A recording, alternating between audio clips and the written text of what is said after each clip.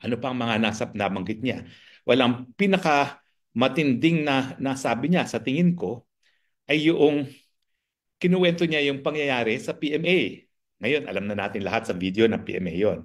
Now, doon sa hindi mga nakakaalam, ang konteksto niyan, yung nagkaroon din ng isang PMA graduation, nandun ako sa Baguio, naalala ko yung araw na yon, at hindi ako nakabihis nung araw na yon. Yung pala, formal ang bihis dun sa graduation ng PMA. Ako lang hindi formal, no? Pero doon yung nangyari na may isang kadete, graduate ng PMA, na hiningi ang relo ni dating Presidente Rodrigo Roa Duterte as his graduation gift. At binigay naman ni Presidente Rodrigo Roa Duterte. May gumaya pala. Ito, revelasyon to dahil hindi natin alam to eh. Ngayon lang natin nalaman ito na may gumaya pala na graduate din ng PMA, hiningi ang relo, at ang sinabi daw ni PBBM is, why should I give you my watch? Ako naman, kayo naman, no?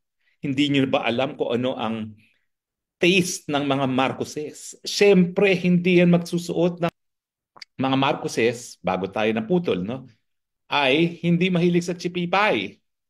Well, yung suot-suot nga niya nung inauguration niya, isa sa pinakamahal na Rolex watch, no?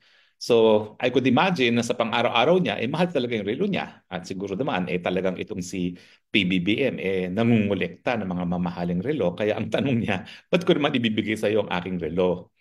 Well, ang nasak ako doon sa reaksyon ni Inday Sara.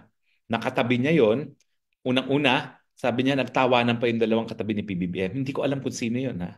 Tingnan nga natin ha. Pero I suppose dahil graduation niya ng PMA, baka isa dun ay si Defense Secretary Gibo Teodoro. No? Hindi ko pa alam kung sino pa yung pangalawa. No? Pero ang sinabi talaga ni Inday Sara, diyan ako na-shock. Kasi for the first time sabi niya, gusto kong pugutan ng ulo. At doon daw niya nalaman na hindi na sila talaga po pwedeng magsama. Dahil yung humihingi ng relo na napahiya ay isang kadete na darating ang araw, iaalay ang buhay para sa inang bayan. Ano ba naman yung relo na ibibigay doon sa isa na mag-aalay ng kanyang buhay?